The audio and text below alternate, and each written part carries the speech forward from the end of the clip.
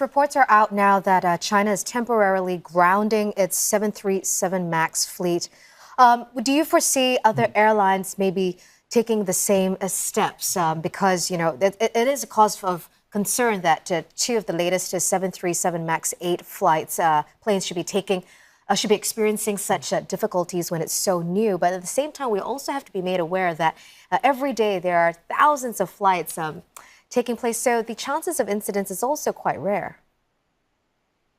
Look, indeed, if I can answer you in reverse, 120,000 flights a day. The 737 is the most common used aircraft in the world. There's about 7,500 of them flying every day. And when those 7,500 planes are flying, they're not just doing one flight a day like a 747 would do. They're doing 5, 6, and 7 flights a day. Now, having said that, the 737 is the backbone of China's internal network, along with its competitor, the Airbus A320, two almost identical airplanes. And there are certainly some MAX 8s flying in China at the moment. I think the Chinese are being a little bit premature. I don't see other airlines doing that until we have more information. I mean, as I stressed earlier, the Lion Air accident was all about maintenance, faulty sensor, and then the reactions of the pilot. And on this one, it's too early to know what the cause was. So, I discount the Lion Air incident as far as a problem for the MAX 8 aeroplane is concerned. So, Jeff, do you think Boeing then should be perhaps taking a closer look at their 737 MAX 8s? Because we know it's fuel efficient and it's technologically well advanced as well as a popular plane today. So, what do you think Boeing should be doing at this stage as a precaution? Look,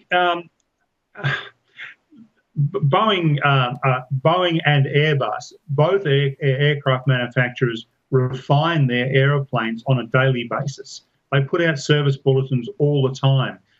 It's something that goes unseen by the public, but they're always looking at ways and means of improving. They get experience from operators in the field. We're finding a crack in this, or this is a problem a little bit earlier than we thought it was. So they put out service bulletins, check this, modify that. They do upgrades. So it's a constant evolving process.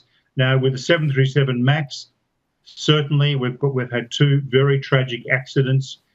There's been question marks raised in certain areas of the media. A lot of that information is misinformation. It's a misunderstanding of the subsystems of an aeroplane. An aeroplane's got thousands of systems and subsystems. It's impossible, almost impossible for every pilot to know how every single system works. What they are told is, if this happens, do this. If that happens, do that. So if you have an engine fire, for instance, you don't try and work out where the fire is in the engine. You simply pull the fire bottle and kill the engine, kill the fuel, and the maintenance people will work out later what happened. But unfortunately, there is this misinformation around. The 737 is a superb aeroplane, and I don't believe this will damage Boeing at all.